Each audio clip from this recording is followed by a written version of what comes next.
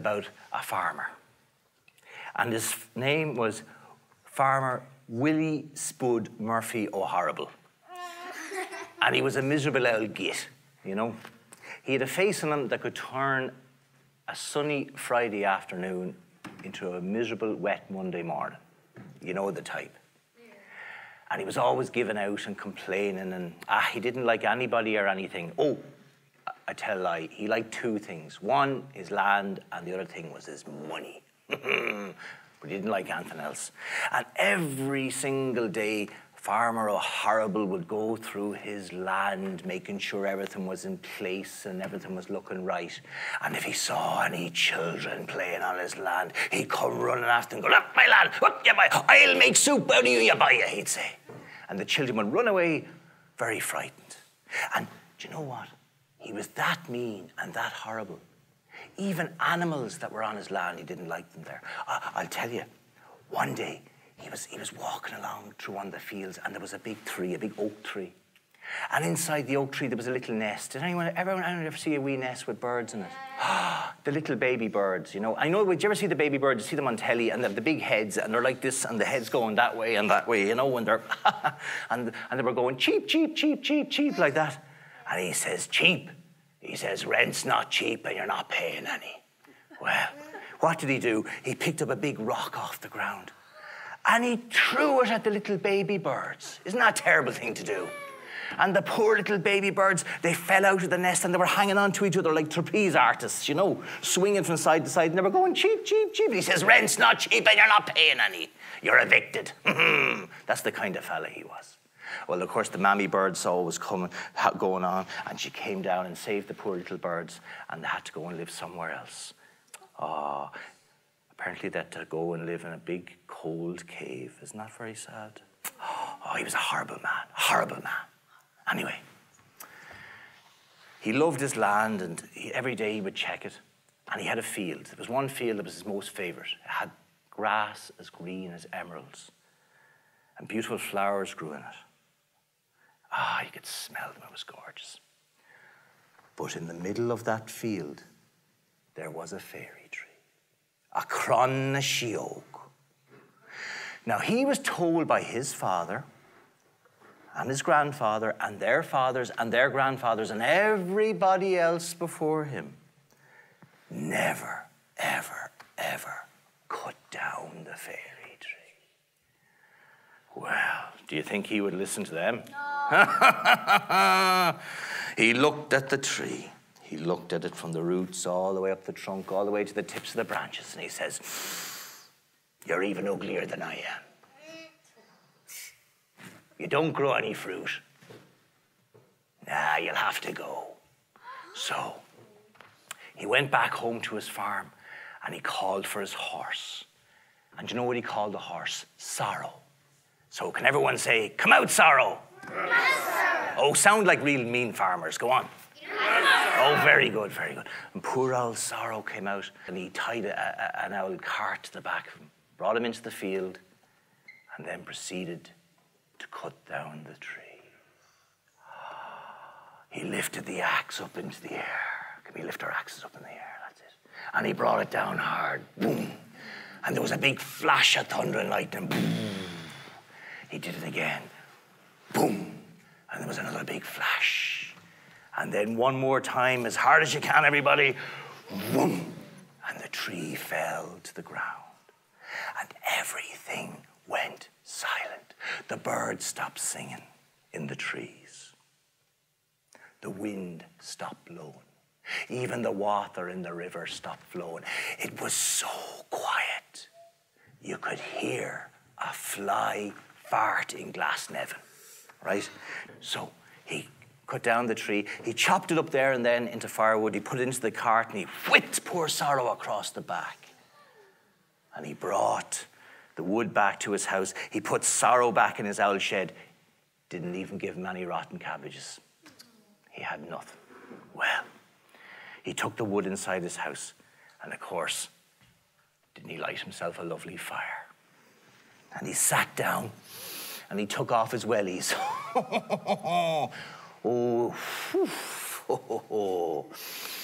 And then he took off his socks. Lovely. And there he was, relaxing beside the fire. And then, of course, didn't he get the big ball of spit? You know what to do. And then he went, and the fire went, lovely. And he fell fast asleep.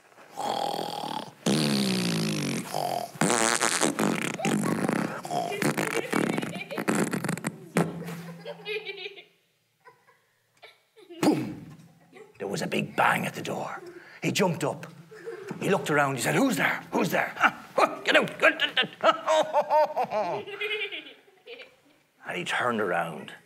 And who do you think was standing behind him? A fairy. Oh, much more ferocious than a fairy, a big ogre. The ogre had a nose like a big cauliflower. He had ears like big turnips. He had eyes like a big pair of spuds. And he had a mouthful of teeth that looked like mushrooms. And he grabbed Farmer O'Horrible by the scruff of the neck and he goes, "You little ferret," he says. "You cut down our tree." O'Horrible says, "What?" He says, "You cut down our tree." The farmer says, "Put me down." And he went like that. He says, What do you mean? It was my tree on my land and I could do what I wanted with it." The ogre said, "No. It's been our tree for thousands of years and it's been our land for thousands of years. And you only arrived here a while ago, thinking you can run the show. Well, if it was up to me, O'Horrible, I'd make you into a big pot of soup. But you're lucky. I'm not calling the shots here." And he grabbed O'Horrible by the neck again and took him out through the door into the night. And the owls were hooting. What does that sound like? Oh, very good. And the wind was blowing. What does that sound like? Very good. And the chickens were clucking. Oh, very good. Very good, very good. There was a few chickens, you know. You have to have that in the countryside, you know. And he brought O'Horrible back to the field where he had cut down the fairy tree. But of course, fairy trees are full of magic. And the tree had grown back. And dancing around the tree were goblins and fairies and witches and trolls and elves and all sorts of wonderful creatures. And they were singing a song. "Oh, horrible, we shall punish thee, for you cut down our tree." Very good. Well, they started dancing around him, you know. And then they started going closer and closer and closer into him and started pushing him in towards the tree. He felt himself being squashed and squeezed and squeezed and squashed until he found himself stuck inside the fairy tree.